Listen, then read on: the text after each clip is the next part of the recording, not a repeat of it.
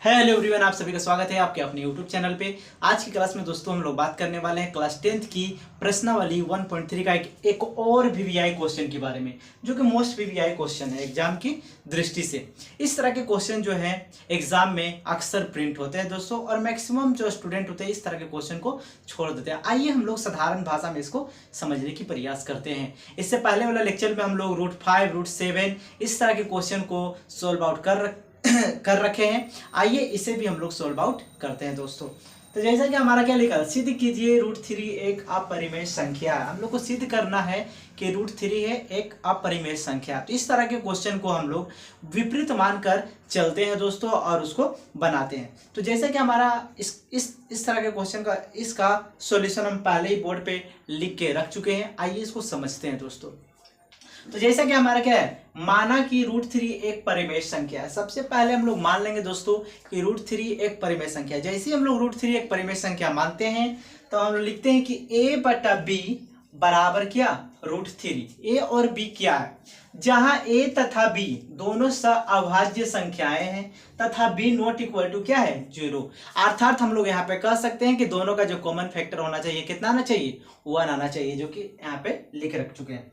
अब हम लोग थोड़ा सा इसको सॉल्व किया दोस्तों।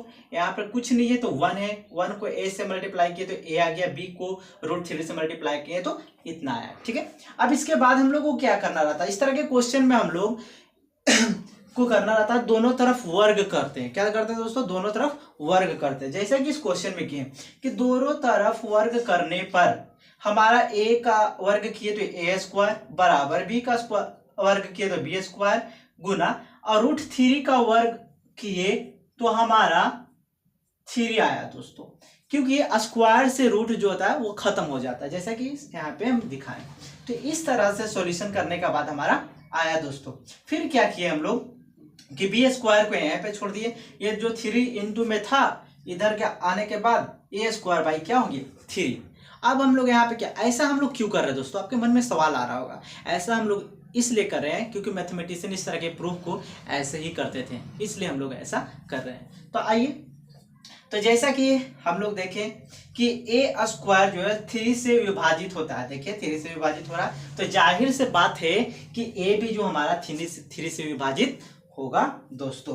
फिर इतना करने के बाद हम लोग एक टर्म मानते थे, ठीक है, कि नाउ माना a बराबर c, जहां c कोई पूर्णांक है। सर a बराबर 3c के लिए b क्यों नहीं लिए, क्योंकि हम लोग अब b को विभाजित करवाना है, इसलिए लिए दोस्तों। तो a के जगह पे हम लोग इस वाला टर्म में क्या करेंगे बैठा देंगे कि a के जगह पे हमारा कितना है, a के जगह पे 3c, तो यहाँ 3c लिख दिए बराबर b गुना रूट 3। इतना करने के बाद दोस्तों आप अपने नोटबुक में डाउन कीजिए, ठीक है, राइट डाउन कीजिए। फिर इसके बाद वाले जो टर्म से मैं आपको समझाता हूं कि वो कैसे समझ में आएगा, ठीक है। फिर इसके बाद वाला हम समझते हैं दोस्तों। अभी इतना तक आप क्या कीजिए, नोट डाउन कीजिए, वीडियो को पॉज करके इतना तक नोट डाउन कीजिए, फिर आगे के टर्म को हम लोग देखते हैं।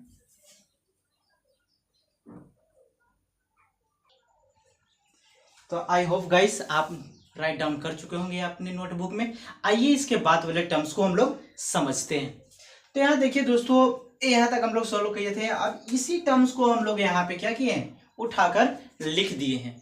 यहाँ तक लिखने के बाद हम लोग यहाँ लिखे कि दोनों तरफ वर्ग करने पे 3c का स्क्वायर करेंगे तो 9c स्क्वायर आएगा, इक्वल टू b का स्क्वायर करेंगे तो b स्क्वायर इंटू रूट 3 का स्क्वायर करेंगे तो हमारा क्या आएगा, 3 आएगा दोस्तों।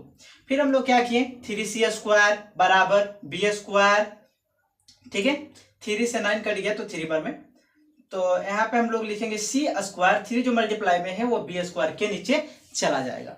फिर हम लोग क्या यहाँ पे लिखते हैं दोस्तों कि जैसा कि b स्क्वायर जो है वो 3 से विभाजित होता है, इसलिए b भी 3 से विभाजित होगा। फिर इसके बाद हम लोग क्या करते हैं, अर्थात हम लोग को पता चला कि a भी 3 से विभाजित हो गया और b भी 3 से विभाजित हो गया, यानी कि दोनों पूर्णतः 3 से विभाजित हो गया। तो इस केस में जो हमारा a बाई b होता है ना दोस्तों, ये हमारे एक अपरिमेय संख्या हो जाता है, ठीक है। जब दोनों विभाजित हो जाते हैं तो इस केस में a और b जो होता है प्रूफ हो जाता है कि एक अपरिमेय संख्या है, और a और b माने थे रूट 3 के बराबर। तो √3 भी एक हमारा क्या हो जाएगा, अपरिमेय संख्या होगा। ठीक है, तो इस केस से हम लोग अर्थात यह विरोधाभास या निष्कर्ष पर पहुंचता है कि √3 एक अपरिमेय संख्या है। तो इस तरह के क्वेश्चन के एक्सप्लेनेशन समझने के बाद हम लोग यहाँ तक सोल्व कर चुके हैं दोस्तों कि √3 एक क्या है, अपरिमेय संख्या है। तो अगर वीडियो पसंद आ रहा होगा तो वीडियो को लाइक कीजिएगा और चैनल पे नए होंगे तो सब्सक्राइब कर बेल आइकन को प्रेस कर दीजिएगा, ताकि इस तरह का वीडियो का नोटिफिकेशन आपको टाइम टाइम पे मिलता रहे दोस्तों। और इतना क्यों लिखना पड़ता है, एक बात और, इतना इसलिए लिखना पड़ता है दोस्तों क्योंकि ये छोटा मोटा क्वेश्चन नहीं है, ये 1-2 नंबर का क्वेश्चन नहीं, ये पूरे 10 नंबर का क्वेश्चन है जो कि एग्जाम में पूछा जाता है। तो आज के लिए इतना ही, फिर मिलेंगे नेक्स्ट लेक्चर में। Thank you for watching my video.